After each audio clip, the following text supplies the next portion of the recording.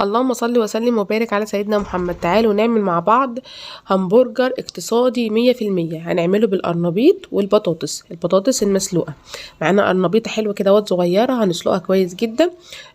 هنجيب حلة ونحط فيها حبة كمون ونسلق القرنبيطة بتاعتنا، وبعد كده هنصفيها، وبعد كده هنجيب الكبة بتاعتنا وننزل بالقرنبيطة ونضربها كويس جدا. ممكن تعمليها بايدك مفيش مشكلة. وبعد كده عندي بطاطس مسلوقة هرستها برضو، عملتها في الكبة وحطيتها على القرنبيط. وبعد كده نحط بقى ايه، بقدونس، حبة بقدونس. هنحط كمان التوابل بتاعتنا، التوابل هي اللي هتغير الطعم بتاع الهمبرجر بتاعنا. التوابل بتاعت الهمبرجر ملح وفلفل، بصل بودرة، توم بودرة، شطة. لو انت عايزه تغيري اللون يكون لونه احمر، حبه بابريكا وكاري وكركم. وهننزل ببيضايه واحده كفايه، انا عملت 2 بيضه، بيضايه واحده كفايه بس. وبعد كده نضربها كويس جدا، وهننزل بنص كوبايه دقيق.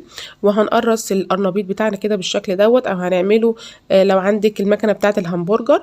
طعمه كان جميل جدا، انا فرست منه كميه. ولو انت عايزه تعمليه للدايت ممكن تحطيه في الفرن، عملت كميه في الفرن من غير زيت ولا اي حاجه. وممكن تحمريه في الزيت، بس عشان عايزين نعمله اقتصادي انا هشوحه على الجريل كده هوت بمعلقتين سمنه بس.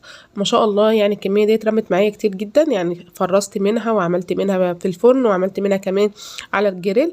هنحط بس كده ربع كوبايه زيت، وهننزل بالهمبرجر بتاعنا. طعمه كان حلو جدا، طعم القرنبيط باين فيه. ممكن بقى انت تضيفي فيه، ممكن تعمليه باللحمه المفرومه لو انت عايزه، ممكن تحطي مثلا ربع كيلو لحمه مفرومه. بس احنا عايزين نعمله اقتصادي. هتقدمي كده هو جنب بطاطس مسلوقه، جنب بطاطس محمره. حلو جدا، الاولاد هيحبوه، مغذي جدا، قيمته الغذائيه عاليه. لو انت بتعملي دايت ممكن تعمليه في الفرن، انا عملت كده وعملت كده. ممكن تعمليه من غير زيت خالص. قدمته كان بجرجير كده هوت وبصل، واللي لونه فاتح دوت اللي انا عملته في الفرن، جميل جدا، اكله اقتصاديه. حطيت حبه طحينه كده هوت، طبق سلطه جنبيه.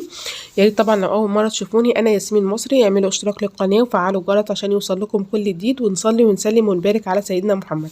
اللهم صل وسلم وبارك على سيدنا محمد.